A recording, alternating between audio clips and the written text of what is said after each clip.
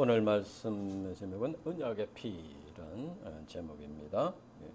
24절 요절 말씀 같이 읽어보겠습니다. 24절 시작. 이르시되 이것은 많은 사람을 위하여 흘리는 나의 피 곧 언약의 피니라. 기도하고 시작. 하나님 아버지 감사합니다. 오늘도 귀한 말씀 예배해 주심을 감사합니다. 이 말씀이 우리 영혼의 양식으로 깊이 심겨지게 하여 주시옵소서. 하나님 아버지, 사람의 지혜로서는 깨달을 수가 없습니다. 성령께서 은사로서 우리 심령에 역사하셔서 이 진리의 비밀을 깊이 깨달아 알 수 있도록 축복해 주시옵소서. 감사합니다. 예수님 이름으로 기도합니다. 아멘.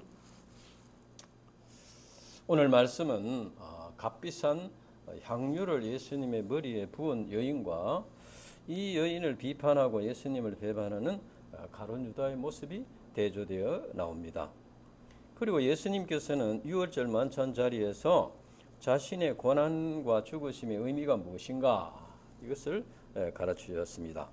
오늘 본문 말씀은 예수님과 우리 인간들과의 관계가 어떠한 관계입니까? 예수님과 나와의 관계가 어떤가 하는 것을 가르쳐 줍니다.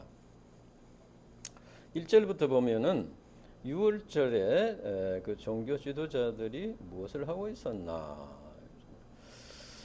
이틀이 지나면 6월절과 무교절이라 대제사장들과 서기관들이 예수를 흉계로 잡아 죽일 방도를 구하며 이르되 밀란이 날까 하노니 명제로는 하지 말자 이렇게. 6월절이라는 것은 이제 하나님께서 이스라엘 백성들이 430년 동안 애굽의 노예 생활을 하다가 이제 거기서 해방된 날을 기념하는 절기입니다. 뭐 이제 비유로 만하면 우리나라 같으면 무슨 광복절 비슷한 그런 절기입니다. 이스라엘 백성들은 유대 월력으로서 니산월, 우리 양력으로는 3, 4월을 말하는데 그 14일 저녁부터 한 주간 동안 이제 절기를 지키는데 구운 양고기를 먹고 썬나물을 먹고 누룩을 제거하고 누룩이 없는 그런 맛없는 빵을 먹었습니다. 이것은 조상들이 애굽에서 이제 급하게 나오느라고 양을 잡아서 이제 그 지방에 뿌리고 양고기를 구워서 먹고 썬나물을 먹고 또 누룩을 넣지 않는 빵, 시간이 없으니까 그냥 반죽해서 바로 구워서 먹고 이렇게 한 것을 이제 재현하면서 하나님의 은혜를 기억하는 것입니다. 우리가 하나님의 은혜를 기억하는 것은 굉장히 중요합니다. 우리가 하나님의 은혜를 이렇게 체험하고 또 깨닫고 것도 중요하지만 그것을 계속 되새기는 것이 굉장히 중요합니다. 그것을 잘 잊어버리는 것이죠. 세상에 힘든 세상에 살다 보면 자꾸 잘 잊어버려요. 그것을 이제 6월절 이런 절기를 지키는 행사를 통해서 이제 그것을 기억하고 하나님의 은혜에 감사하고 이렇게 했다는 것입니다. 그런데 그들이 흉계로 잡아 죽일 방도를 구했다고 했습니다. 흉계로 잡아. 그러니까 예수님에게서 죄가 죽일 만한 죄가 없다는 것이죠. 죄가 없으니까 뭔가 죄를 꾸며서 그렇게 죽이려고 한 것이죠. 만약 죄가 있다면은 뭐 흉계 꾸밀 필요가 없지 않습니까? 그 죄를 그렇게 재판을 해서 이렇게 하면 되는데 흉계로 꾸민다는 것은 예수님에게 죄가 없다는 것을 그들 스스로도 인정한 것입니다. 이 이스라엘 백성들에게서 유월절은 가장 중요한 절기인데 이처럼 가장 중요한 절기에 그 절기를 준비하지는 않고 오히려 죄 없으신 예수님을 흉계로 죽일 방도를 찾고 있었다. 그러나 그 당시 이스라엘 백성들이 예수님을 존경하고 따르고 있었습니다. 그러니까 예수님에게 분명한 어떤 죽일 만한 죄가 없는데 죽이려고 하면은 백성들이 이렇게 소요를 일으킬 수가 있고 하니까 명제로는 하지 말자 이렇게 했습니다. 그때 예수님은 이제 베다니 나병 환자 시몬의 집에서 식사를 했습니다. 아마 이 시몬이 누군지 정확히 알 수는 없지만은 이 본문에서 나병 환자 시몬이라고 했는 걸 볼 때 지금 현재 나병을 앓고 있는 건 아니겠고 아마 예수님의 능력으로 고침을 받은 그런 사람이었던 것을 알 수 있습니다. 만약 지금 앓고 있다면 그 집에 사람이 갈 수가 없는 것이고 그렇죠. 그러나마 이제 그 은혜를 감사하는 나병을 치료받은 것에 감사하는 마음으로 예수님을 초청해서 큰 잔치를 베풀었던 것 같습니다. 그때 한 여자가 순천한 나드 한 옥합을 깨뜨려 예수님의 머리에 부었다고 했습니다. 이 나드 향유는 인도에서 나는 식물에서 채취한 것이 매우 비싼 것이었습니다. 그 NIV 영어 성경에 보면은 이제 300데나리온이라고 했는데 영어 성경에는 year's wage, 그러니까 1년치 연봉이라는 거예요. 1년치 연봉. 이제 제자들이 300데나리온을 했는데 그 당시 한 데나리온이 하루의 품삯이니까 1년치 연봉에 해당한다. 그러니까 1년치 연봉이 상당히 큰 돈입니다. 이 옥합은 이제 결혼을 준비하는 그런 여자들이 결혼을 준비하면서 조금씩 있어서 모아서 이제 가져가려고 하는 것인데 그것을 이제 옥합을 깨뜨렸다는 것은 이제 호리병 같이 이렇게 목이 아주 가는 이런 병에 이제 한꺼번에 많이 나오면 안 되니까 그런 병인데 그걸 이렇게 잘 안 나오니까 깼다는 거죠. 그것을 깨서 쭉 부어드렸다. 예, 참 이런 굉장히 참 여자에게는 이 결혼이 굉장히 소중한 이런 행사인데 이것을 예수님에게 다 부었다. 그것은 바로 자기의 결혼보다도 예수님을 경배하고 섬기는 것을 더 소중하게 여겼다는 겁니다. 예. 그래서 이제 요한복음 12장에 보면은 이 여자는 나사로의 누이 동생이었다 했습니다. 마리아는 이제 평소에 예수님을 굉장히 사모하고 예수님 말씀을 사모하고 또 예수님께서도 마리아 가족들을 사랑하셨다. 특히 마리아는 이제 예수님께서 그 오라비 나사로를 살려주셨습니다. 죽은 나사로를 살려주셨어요. 그러니까 얼마나 감사하겠습니까? 죽은 나사로가 살렸으니까. 살아있는 사람 고쳐주는 것도 이렇게 시몬은 자기가 살아있는 자기를 고쳐주신 것만 해도 그래 감사해서 하는데 죽은 사람을 살려주시니까 얼마나 참 감사합니다. 그래서 이제 최고의 존경과 사랑과 경배를 주님께 드렸다.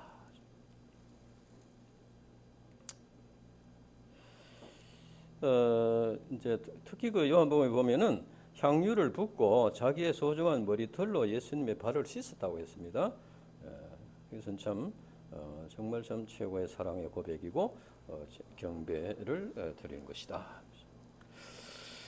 예수님께서 이제 이것을 보고서 사람들의 반응이 어떠했냐? 4절에 보면은 어떤 사람이 화를 냈다고 했습니다. 예수님에게 그 비싼 향유를 붓고 머리털로 씻고 이렇게 하니까 화를 내면서 어찌하여 이 향유를 허비하는가 이렇게. 그러니까 뭐 한꺼번에 머리 보니까 발까지 쭉 벗으니까 허비한다고 생각했죠. 그래서 이 향유를 300데나리온 이상에 팔아 가난한 자들에게 줄 수 있었겠도다 하며 그 여자를 책망에 들었습니다. 그때 예수님께서 뭐라 했습니까? 6절에 보면은 가만두라. 너희가 어찌하여 그를 괴롭게 하느냐? 그가 내게 좋은 일을 하였느니라. 가난한 자들은 항상 너희와 함께 있으니 아무 때라도 원하는 대로 도울 수 있거니와 나는 너희와 항상 함께 있지 아니하리라. 그는 힘을 다하여 내 몸에 향유를 부어 내 장례를 미리 준비하였느니라 했습니다.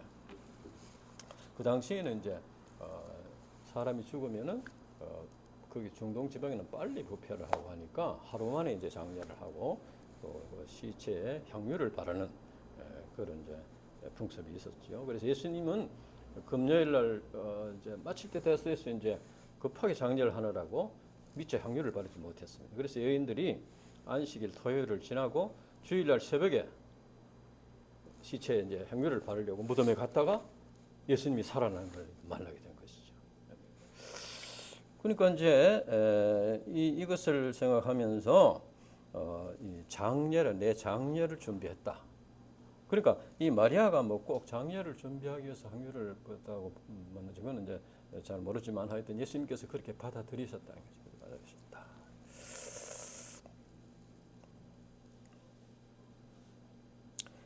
그런데 여기에서 어떤 사람이 허비했다, 향유를 허비했다고 이렇게 비난을 하고 굳이 하는 것이 더 좋았을 것을 얘기하는 그 사람의 주동자는 가룟 유다였다. 요한복음 12장 5절에 보면 그렇게 되어 있습니다.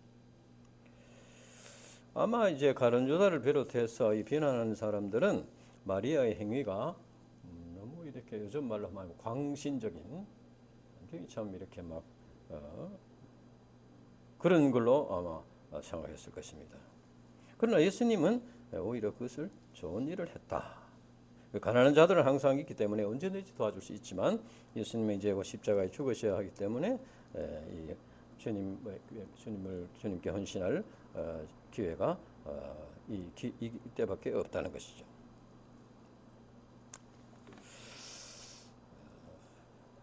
우리가 존경과 사랑은 물질로 환산할 수 없는 것입니다. 그 당시 마리아를 책망한 사람들은 마리아의 내면에 일어난 그 감동, 그 감사와 기쁨과 그런 믿음과 존경과 사랑을 알지 못했습니다. 그러니까 이제 이해를 할 수가 없는 것이죠. 그러니까 주님을 위해서 이제 한평생 아프리카에 가서 헌신하는 분들을 이제 불신자들이 볼 때는 좀 이렇게 광신적인 거 아닌가 이렇게 생각할 수도 있는 거죠. 불신 가족이나 이럴 때. 그러나 이제 한평생을 살아보면은 그렇지 않아요. 사무엘 선교사가 처음 이제 아프리카에 갈 때 그 학교 동기들을 비롯해서 많은 사람들이 굉장히 우려를 하고 좀 이렇게 저렇게까지 할 필요 있나 이렇게 했는데 60이 넘어서 이렇게 이제 한 번씩 오면은 정말 참 자네가 정말 참 이렇게 보람 있는 삶을 살았다. 자기가 한평생 병원 경영하면서 돈을 벌어봐도 아무 남는 게 없다. 그러나 그 당시에는 전부 다 이제 좀 약간 좀 이렇게 이상한 사람으로 이렇게 보는 것이죠. 그런데 요한복음 12장 6절에 보면 가룟 유다가 이 말을 하는 것은 가난한 자들을 생각함이 아니요 저는 도적이라 동계를 맞고 거기 넣는 것을 훔쳐감이라고 했습니다. 근데 가룟 유다는 이제 여자로 말하면 운동권 지하당원 출신이에요. 그래서 이스라엘의 회복을 로마의 항거를 해서 이스라엘의 회복을 말하는 그런 이제 지하당원 출신인데, 그러니까 그때 가지고 예수님을 따르면서도 계속 그 사람들하고 이제 이렇게 교류를 하고 있었다는 거죠. 그래서 이제 예수님의 그 능력을 활용해 가지고 자기들의 목적을, 물론 목적이 아주 나쁜 목적이라고 할 수는 없지만 그래도 이제 예수님과 같은 능력이 있어야 로마 군인들을 물리치고 이렇게 할 수 있으니까, 이스라엘을 회복할 수 있으니까, 그래서 이제 예수님을 따라다녔다는 것이죠. 그러니까 예수님에 대한 올바른 깨달음이 없었다는 거예요. 올바른 깨달음이 없었다는 거예요. 그러니까 그래서 이제 현실적인 그런 물질적인 이런 것을 추구하는 그런 인본적인 그런 신앙 있었다.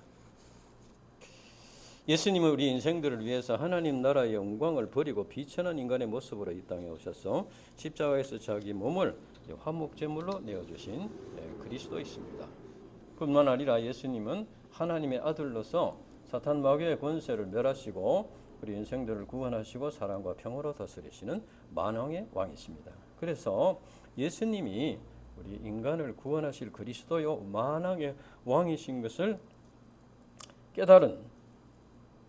깨닫고 영접한 분들은 마리아와 같이 최고의 경배를 드리고 존경과 사랑을 고백하는 삶을 살게 된다는 것이죠. 예수님께서는 마리아의 경배를 받으시고 그를 축복하셨습니다. 9절 보면은 내가 진실로 너희에게 이르노니 온 천하에 어디서든지 복음이 전파되는 곳에는 이 여자가 행한 일도 말하여 그를 기억하리라. 그 기억하리 아시니라. 그러니까 이제 보면은 예수님은 복음이 전파되는 곳에 이제 마리아 행한 것을 말하라, 기억하라 하는 것은 무슨 말입니까? 그 행위를 본받으라는 것이에요. 모범이 된다 그 말이죠. 모범이 된다. 그러니까 본받아라는 것이죠. 이것은 이제 구원의 복음 진리를 영접한 자들은 예수님을 정말 참 뜨겁게 사랑한 마리아의 그 신앙을 본받고 배워야 한다는 것입니다. 예수님은 장차 십자가 복음 진리를 영접하고 마리아와 같이 변화되어서 주님을 뜨겁게 사랑하는 이 많은 신자들이 나오기를 바라보셨습니다. 그런 신자들이 나오기를 바라보십니다. 마태복음 11장에도 보면은 예수님께서 수고하고 무거운 짐진 자들아 다 내게로 오라. 그 말씀을 잘 보면은 예수님께서 너희들이 내게로 오면 내가 뭘 주겠다 이것이 아니고 내게로 와서 받아라 이런 말씀이 아니고 내게로 와서 배우라 그랬습니다. 내게로 와서 배우라. 그러면 쉼을 주겠다. 쉼을 준다는 거예요. 쉼을 준다는 것은 참 평안과 행복을 준다는 것이죠. 예수님에게 오면 참 평안과 행복을 주는데 그렇게 하려면은 예수님에게 와서 나에게 와서 배워라. 예수님에게 우리가 예수님을 배우는 것은 참 어렵습니다. 왜냐하면 예수님의 수준이 너무 높아가지고 우리 인간이 배우기 어려워요. 그런데 어떻게 우리가 예수님 배울 수 있습니까? 그래서 사도 바울이 이제 이런 점을 고려해가지고 이제 고린도 성도들에게 말씀하였습니다. 11장 1절에 보면은 내가 그리스도를 본받는 자 된 것 같이 너희는 나를 본받는 자 되라. 그러니까 우리가 예수님을 막바로 배우려고는 굉장히 좀 힘듭니다. 엄두가 안 납니다. 그런데 예수님을 본받고 배우는 신자들, 믿음의 조상들, 믿음의 선진들을 배우려고 하면은 그래도 그 사람은 사람이니까 조금 그래도 우리하고 가까운 점이죠. 사실 사도 바울을 배우는 것도 굉장히 어렵습니다. 어렵지만은 그래도 예수님보다는 그래도 좀 낫다 그런 말이에요. 오늘 이 마리아를 우리가 배워야 되는 것이죠. 그 마리아를 배우면서 예수님을 배우라는 거예요. 그래 하면은 쉼을 주신다는 거예요. 쉼을 주신다. 쉼을 주신다는 것은 뭐 어떻게 돈을 주시고 명예를 주시고 해서 쉼을 주는 게 아니고 우리 마음속에 죄 문제를 해결해 주시고 우리 마음속에 하나님 나라의 소망을 이렇게 바라보게 하심으로써 쉼을 주신다. 이 세상 것을 아무리 추구하고 이렇게 해도 그게 참 쉼이 없습니다. 교회사를 볼 때 마리아와 같이 예수님을 그리스도로 영접하고 힘을 다해서 주님을 사랑하는 사람을 통해서 복음이 전파되었습니다. 우리나라에도 이제 복음 선교사들이 들어와서 이제 복음을 전하고 있는데 서울의 양화진이라는 데 가면은 선교사들의 무덤이 있습니다. 그러니까 외국인인데 우리나라에 와서 돌아가신 분이죠. 그런 분들의 무덤이 있습니다. 그것을 이제 일제 시대를 거치고 6.25를 거치고 하면서 완전히 폐허같이 돼 있었는데 한국 교회에서 그걸 회개하고 이제 다 그것을 이제 무덤을 잘 이렇게 정리를 하고 해서 비석도 잘 이렇게 하고 해서 이제 그러면은 이제 어떤 분은 말이에요. 이랬던다면 어떤 분은 인천 그 제물포항에 도착했어요. 배를 타고 도착했는데 배에서 내리지도 못하고 그냥 배가 불이 타가지고 그냥 죽었어요. 그런 분들도 있었다는 거예요.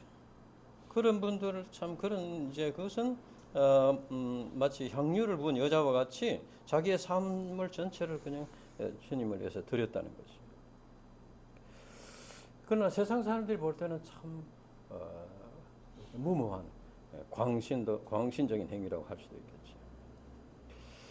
그러나 이런 분들을 통해서 우리가 구원을 받게 됐다는 거예요. 이런 분들을 통해서 복음이 전파되기 때문에 우리가 구원을 받게 되었다 하는 것입니다.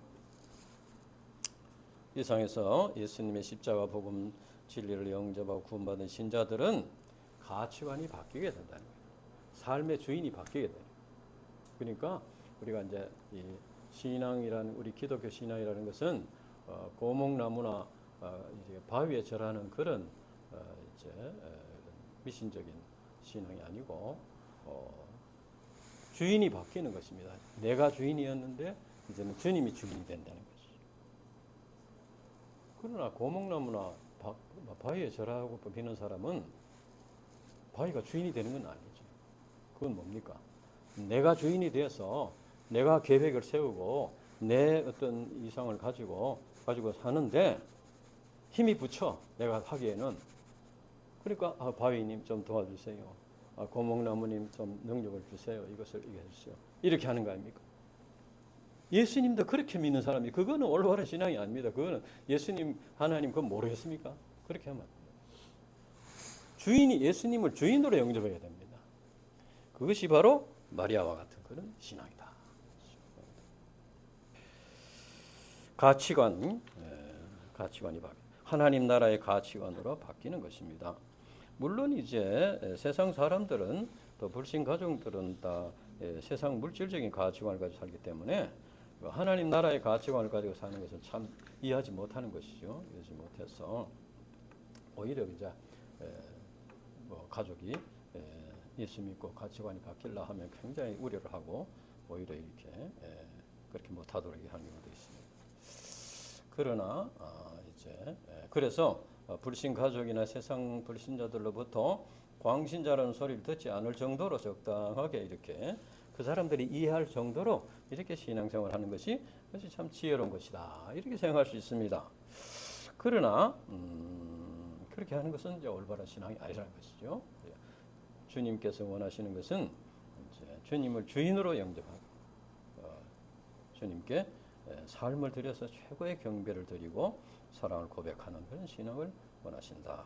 그러니까 우리가 세상 불신자들이나 이제 불신 가족들의 그 몰이해나 어떤 비난이나 이것을 받더라도 그것을 이제 그분들이 예수님을 믿고 영접할 때까지는 우리가 참고 그것을 감수해야 된다 하는 것입니다.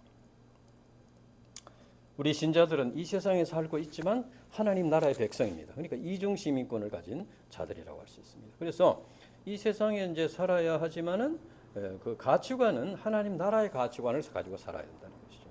그러니까 이제 그것은 바로 하나님 나라의 가치관을 가지고 사는 건 뭡니까? 그것은 바로 먼저 그의 나라와 그 일을 구하는 삶이라는 거죠. 그런데 이제 그러면은 그냥 계속 희생만 당하고 뭐 이렇게 손해만 보고 이렇게 사느냐? 그렇지 않습니다. 먼저 그의 나라와 그 일을 구하면은 어떻게 한다고 주님께서 약속하셨어요? 이 모든 것을 더해 주시리라고 했습니다. 근데 그것은 이제 그렇게 살아본 사람만이 체험할 수 있어요. 이론적으로 알고만 있어가는 소용이 없습니다. 우리가 그의 나라와 그 일을 구하면은 하나님께서 필요한 것을 채워 주셔요. 그래서 결국에는 승리의 삶을 살게 됩니다. 그것은 바로 뭡니까? 하나님 나라를 맛보면서 이 세상에 살면서도 하나님 나라를 맛보면서 사는 거예요. 예수님께서 그 니고데모에게 물과 성령으로 거듭나면 하나님 나라를 볼 수 있다고 하셨고 하나님에 들어갈 수 있다. 하나님 들어가는 것은 이제 앞으로 들어가는 것이고 이 땅에서 하나님 나라를 본다는 건 뭡니까? 맛본다는 겁니다. 하나님 나라의 행복을 체험한다는 것, 맛본다는 거예요. 그래서 이제 그런 하나님 나라를 맛보면서 승리의 삶을 살게 되면은 그때 가면은 이제 그 세상 불신자들이나 불신 가족들에게 좋은 영향력을 끼칠 수가 있다. 그렇기 때문에 그러나 그것은 이제 그날 당장에 막 예수만 믿으면 막 그날로 막 하늘에서 복이 내려와 가지고 막 다들 그렇지 않기 때문에 그 이제 기간이 있는 것이죠. 그것을 그래서 다소 힘든 점이 있지만 하나님 나라의 가치관을 가지고 주님께 최고의 경배를 드리고 사랑을 고백하는 그런 살면서 우리가 하나님 나라를 준비하는 그런 삶을 사는 것이 가장 복된 삶이고 그것이 가장 지혜로운 삶이다. 이것을 여러분들이 기억했으면 좋겠습니다.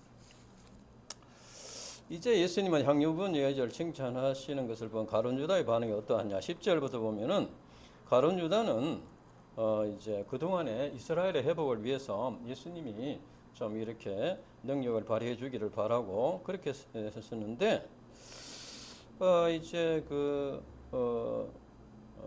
이 예수님께서 계속 십자가에 죽으신다는 말씀을 자꾸 하시는 거예요. 그리고 물질을 이렇게 막 한꺼번에 확 이렇게 부어가지고 흡입하는 여자를 굉장히 칭찬하시고 이렇게 하니까 도저히 자기로서는 이제 영접할 수가 없는 것이죠. 그래서 이제 예수님을 통해서는 자기의 꿈과 이상을 실현할 수 없다 하는 것을 알게 됐어요. 자, 이걸 깨닫는 것이 중요합니다. 이제 가룟 유다는 물론 이걸 깨닫고 난 뒤에 그만 포기해 버렸는데 우리가 예수님을 통해서 나의 소망과 꿈을 이루는 게 아닙니다. 예수님의 소망, 예수님의 뜻을 이루는 거예요. 이걸 깨달아야 됩니다. 이걸 못 깨달으면 계속 이제 마음에 이제 갈등을 이렇게 되는 것이죠. 그래서 결국은 이제 가룟 유다는 회개해야 되는데 그때 회개했으면 되는데 예수님을 올바로 깨닫고 그렇게 하지 않고 오히려 종교 지도를 찾아가 가지고 이제 예수님을 넘기기로 이렇게 하고 이렇게 돈을 받고 이렇게 배반하는 거죠. 사실 유다는 예수님과 함께 있으면서 말씀을 들었고 복음을 전파하는 제자 훈련을 받았습니다. 둘씩 전도 훈련을 보낼 때 가룟유다도 갔습니다. 가서 했어요. 열심히 했어요. 또 특별히 그 동계를 맡아가지고 직분을 잘 감당했습니다. 그러니까 그 당시 사람들이 볼 때는 가룟유다는 굉장히 훌륭한 제자였습니다. 그러나 그는 예수님이 인류를 구원할 영적인 그리스도다는 것을 못 깨달았다는 거예요. 예수님 중심의 삶을 살지 못했습니다. 자기 중심의 삶, 자기 이상, 자기의 꿈을 이루는 그걸 위해서 예수님을 활용하는, 뭐 좋게 말하면 활용하는 것이고 조금 더 이제 말하면 이용하는 것이죠. 그러니까 예수님을 이용하는 것이죠. 교회를 이용하고 이렇게 하는 것은 이제 올바른 신앙이 아닌 것이죠.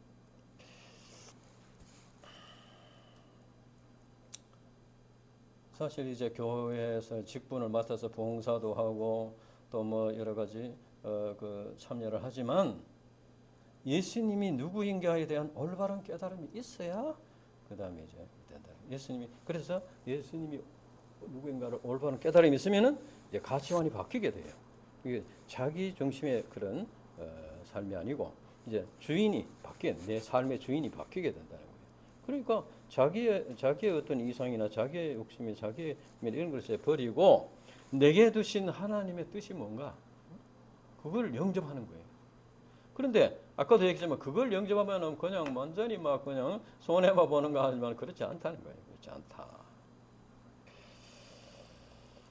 물론 처음에는 이제 예수님을 믿기 시작하는 처음에는 좀 어려움을 당하고 이런 경우에 마음이 가난해져서 뭐 이제 병이 든다든지 사업에 실패하다든지 뭐 그렇게 해서 이제 뭐 가정에 무슨 문제가 있다든지 이렇게 해서 예수님을 이제 믿게 되는 경우가 많죠.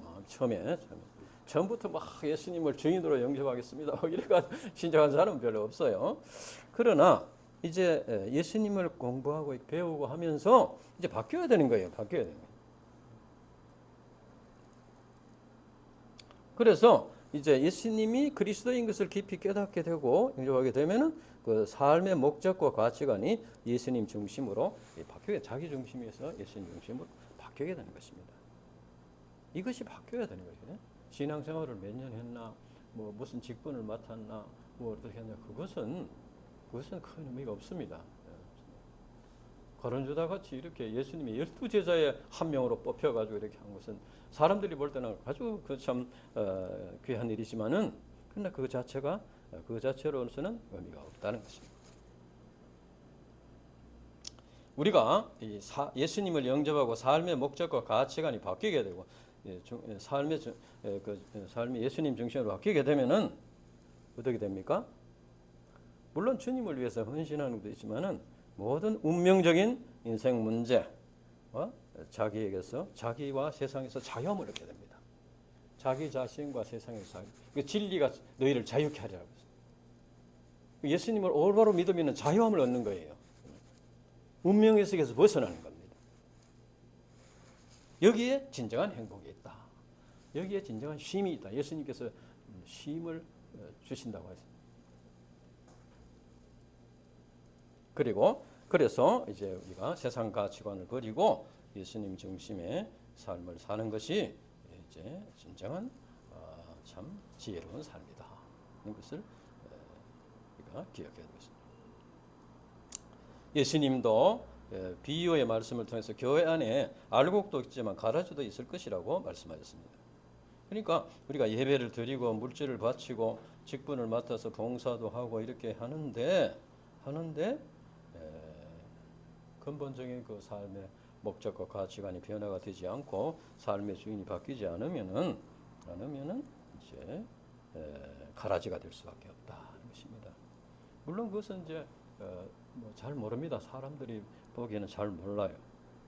그러나 하나님은 이제 올바르게 이제 판단을 하시는 것이죠. 그래서 우리는 예수님 중심의 삶을 사는, 예수님을 그리스도로 영접한 자로서 예수님 중심의 삶을 사는 알곡들이 되어야 되겠다. 이제 12절부터는 예수님께서 유월절 절기를 이제 준비하도록 명하셨습니다. 그래서 12절부터 보면은 마치 이제 첩보 영화를 보듯이 이렇게 어디로 가면은 그 주인이 있는데 뭐 이렇게 해서 객실이 있는데 우리 선생님이 이렇게 원하신다 이렇게 하면 줄 것이다 뭐 이렇게 이제 했습니다. 그래서 이제 이 유월절 행사를 반드시 이제 행해야 되는데 가룟 유다가 지금 넘겨줄 기회를 보고 있으니까 이제 유월절 행사를 반드시 하기 위해서는 가룟 유다가 몰라야 되는 거죠. 그래서 예수님이 이제 십자가에 죽으셔야 되는데 제자들은 아직도 고난과 죽으심의 의미를 아직도 깨닫지 못한 상태에 있습니다. 예수님의 죽으심과 죽으심의 그 의미, 고난의 의미를 제대로 깨달은 자가 있어야 그것을 전파할 수가 있습니다. 그것이 전파되어야 구원의 역사가 일어날 수 있는 거예요. 만약에 이건 만약인데 아무도 이제 의미를 못 깨닫고 예수님 혼자 돌아가시면은 그냥 혼자 돌아가시면 그 죽음의 의미가 이제 올바로 전파가 안 되면 구원의 역사가 일어날 수 없는 것이죠. 그래서 예수님은 그 예수님의 그 죽으심의 의미 그것을 제자들에게 올바로 가르쳐 줘야 되겠다. 그것이 마지막 성만찬의 의미라는 것이죠. 성만찬의 의미다. 그래서 예수님은 이제 제자들과 성만찬을 잡수시면서 아주 충격적 말씀을 하셨는데 누가 나를 어떤 사람이 나를 한 사람이 나를 배반할 것이다. 나를 팔 것이다. 이렇습니다. 그러니까 제자들이 깜짝 놀래가지고 나는 아니지요. 나는 아니지요. 이렇게 했습니다. 예수님은 가룟 유다가 배반을 가르쳤지만은 직접적으로 지적하지 않았습니다. 너 그런 짓 하면 되겠냐? 이렇게 하지 않았어요. 간접적으로 한 사람이 나를 배반할 것이다. 왜 그랬겠습니까? 회개할 기회를 주시기 위해서 그런 거죠. 회개할 기회를 주시기 위해서. 그러나 가룟 유다는 어떻게 했습니까? 요한복음 14장 30절에 보면은 회개하지 않고 그냥 나갔다고 했어요. 나가니까 밤이더라. 그러나 예수님은 이렇게 인자는 기록된 대로 가거니와 그러니까 가룟 유다의 배반이 없었더라도 예수님은 하나님의 구속 역사에 순종하기 위해서 십자가에서 죽어야 한다는 것입니다. 그러니까 이제 가룟 유다는 자기의 그 죄를 회개하지 않고 자기의 그 이상을 버리지 않고 이렇게 해서 주님을 배반했지만은 하나님께서는 결국 그 인간의 그 죄까지도 사용하셔서 구원의 역사를 완성하셨다는 겁니다. 그러니까 하나님께서는 우리 인간들의 죄 때문에 손해를 보시는 일이 없다는 거예요. 다만 그 죄인만 심판을 받게 된다. 그러니까 이제 우리가 자기의 죄를 하나님 앞에 회개하는 것이 정말 중요한 일이다. 그리고 이제 예수님께서 유월절 만찬을 하시면서 말씀하셨습니다. 22절에 보면은 22절 같이 읽어보겠습니다. 22절 시작. 그들이 먹을 때에 예수께서 떡을 가지사 축복하시고 떼어 제자들에게 주시며 이르시되 받으라 이것은 내 몸이니라 하시고 이것은 내 몸이다. 그러니까 이스라엘 백성들은 유월절에 이제 그 떡을 이제 먹었는데 그 고난의 떡을 먹었는데 그것은 이제 옛날에 조상들이 이제 애굽에서 나오면서 그 떡을 먹었다. 그런데 예수님께서는 이 떡의 의미를 이제 새롭게 정해 주셨습니다. 이 떡은 내 몸이다. 내가 십자가에서 너희 죄를 죄에서 구원하기 위해서 내가 내 찢긴 내 몸이다. 이렇게 그 의미를 바꿔 주셨어요. 그래서 이사야서 53장 5절에 보면은 그가 찔림은 우리의 허물로 인하여 그가 상함은 우리의 죄악을 인함이라 그가 징계를 받음으로 우리가 평화를 누리고 그가 채찍에 맞음으로 우리가 나음을 입었도다. 예수님은 자기 몸을 찢음으로써 우리 인간의 죄를 이제 짊어지고 우리 대신 짊어지고 십자가에서 죽으시고 살이 찢기셨다. 그래서 예수님께 주신 떡을 받는 것은 내 죄를 짊어지신 예수님의 고난과 죽으심을 영접하고 믿는 것입니다. 그래서 예수님과 하나가 되는 것입니다. 그러니까 내가 죽어야 될 자리에 예수님이 죽으셨다는 거죠. 내가 짊어져야 할 그 죄의 짐을 예수님께서 대신 짊어지셨다는 거예요. 그래서 이제 그것을 믿음으로써 죄사함을 받는다. 그래서 이것은 내 몸이다. 둘째는 이것은 많은 사람을 위하여 흘린 바 나의 피 곧 언약의 피니라. 23절과 24절에 보면 또 잔을 가지사 감사기도 하시고 그들에게 주시니 다 이를 마시매 이르시되 이것은 많은 사람을 위하여 흘리는 바 나의 피 곧 언약의 피니라고 했습니다. 그러니까 구약 시대에는 짐승을 죽여서 피를 흘려서 속죄의 제사를 드렸습니다. 이스라엘 백성들도 짐승을 잡아서 피를 흘려가지고 문지방에 바르니까 죽음의 사자가 이렇게 지나가다가 피가 발린 집에는 안 들어갔다는 거예요. 그러니까 결국 그 양이 그 이스라엘 백성들 대신에 죽었다는 겁니다.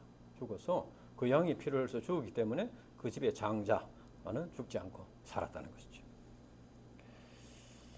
그래서 예수님께서 내 죄를 짊어지고 십자가에 죽으심으로써 내 죄값을 지불하셨다. 그것을 믿는 자는 죄사함을 받는 것이라는 거죠.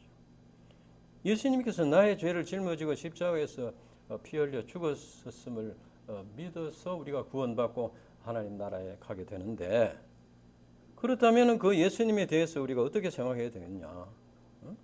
사람이 사실 참 이렇게 대신 죽는 것도 굉장히 참 큰 이제 의로운 일인데, 예수님께서 우리 죄를 위해서 십자가에 죽으시고 우리에게 새 생명을 주시고 우리에게 영생을 주시고 하나님 나라의 소망을 주셨다는 겁니다. 그래서 이 예수님을 믿는 자는 구원을 받게 된다. 그러니까 자신의 피를 언약의 피다.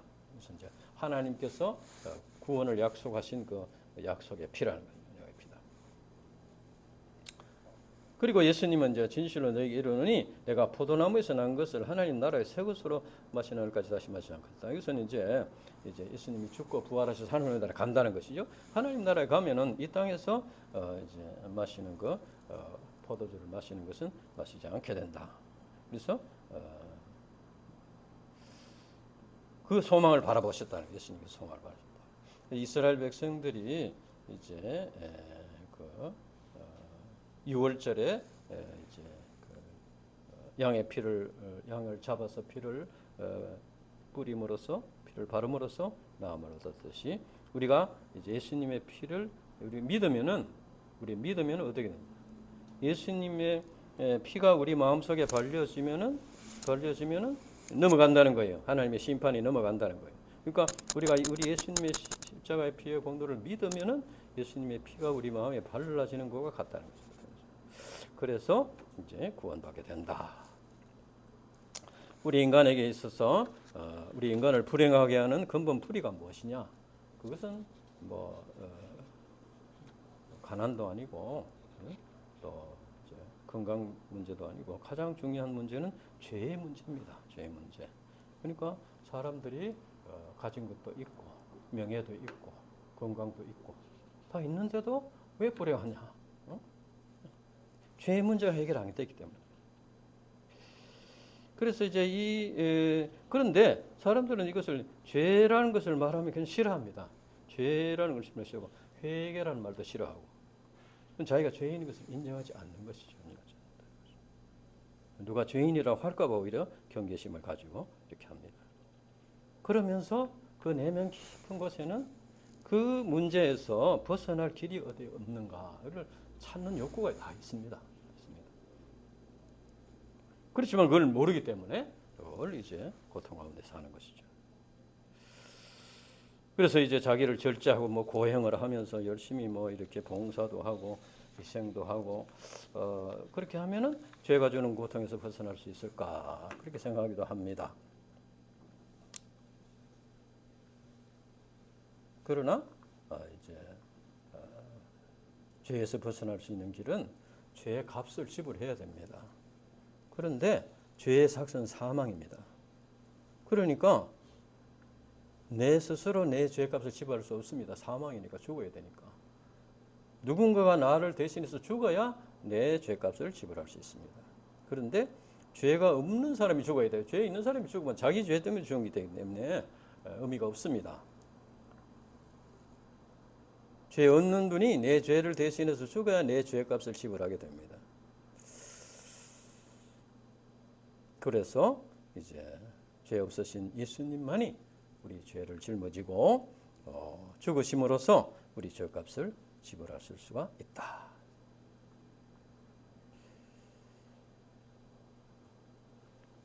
누가복음 15장에 탕자의 비유가 나오는데 보면은 탕자가 먼 나라에 가서 허랑방탕하게 재산을 다 허비하고 왔습니다.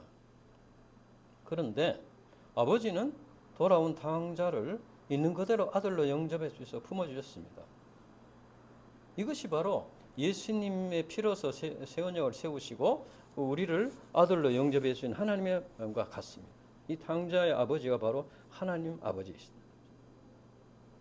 우리는 죄로 인해서 허랑방탕하게 살았지만은 독생자 예수님을 희생시키고 죄값을 지불하게 하심으로써 우리를 구원해 주셨다는 것입니다. 그래서 우리는 이 세상에 사는 날 동안에 예수님의 피, 언약의 피를 믿고 살아야 됩니다. 우리가 한순간이라도 예수님의 피, 언약의 피를 놓치면 죄인으로 떨어지는 거예요. 그러니까 우리가 이제 신앙생활을 좀 하다 보면은 열심히 이제 뭘 봉사도 하고 헌금도 하고 뭐 이렇게 하면은 그만 이제 자기에게는 뭔가 이렇게 자격이 생겼다고 생각합니다. 그래서 그만 예수님의 십자가의 피의 은혜를 이제 망각하는 경우가 있어요. 그런데 뭘 좀 했더라도 예수님의 피의 은혜를 망각하면은 죄인으로 떨어지는 겁니다. 그렇죠? 예수님의 십자가의 피를 계속 붙잡아야 됩니다. 그러니까 우리가 이 세상에 사는 날 동안에도 예수님의 십자가의 피를 제 공로를 믿고 십자가를 붙잡아야 되고 마지막 천국문에 들어가는데도 예수님의 십자가의 피 공로를 믿어야 들어갈 수 있어요. 그러니까 우리가 무슨 일을 한 공로로서는 들어갈 수가 없다는 거예요. 인간의 의는 이사야서 마지막 보면은 더러운 옷과 같다고 했습니다. 인간의 의는 더러운 옷과 같다. 인간이 뭐 좀 이렇게 뭘 주님을 위해서 했다, 하나님을 위해서 뭐 했다, 뭐 그것은 더러운 옷과 같아요. 더러운 옷을 입고 우리가 천국할 수 있겠습니까? 우리가 무엇을 주님을 위해서 뭘 하는 것은 그 주님의 그 하나님께서 독생자를 보내신 그 은혜가 너무 감사하고 너무 이제 감사해서 그렇게 일을 사명을 감당하는 것입니다. 그러니까 이 향유 부은 마리아가 예수님에게 향유를 부은 공로로서 하나님 나라에 들어간 게 아니라 그 말이에요. 예수님이 십자가의 공로를 덧입고 이제 구원받고 하나님 나라에 들어가는 것입니다. 그래서 향유를 부은 것은 그 은혜가 너무 감사하고 자기 오라비를 살려주신 것이 너무 감사하고 그래서 주님께 헌신하는 것이다. 이것을 우리가 꼭 기억해야 되겠습니다. 그렇지 않으면 자기 의에 빠져 더러운 옷과 같은 자기 의에 빠져서 그만 십자가의 공로를 잃어버리고 복음 신앙을 잃어버리고 기도하고 하나님 아버지 감사합니다. 오늘 참 언약의 피 귀한 말씀 우리에게 주셔서 감사합니다. 이 참 진리, 이 십자가의 진리 이것이 이제 우리 기독교 신앙의 가장 기초가 되는 신앙이고 이것을 꼭 참 이렇게 기억하고 마음에 새기고 또 이 기초 위에 우리의 신앙을 세우고 우리의 삶을 이렇게 세워야 되는 것을 가르치셔서 감사합니다. 하나님 아버지요 긍휼히 여겨주시고 불쌍히 여주시옵소서. 성령께서 도와주시옵소서. 감사합니다. 예수님 이름으로 기도합니다. 아멘.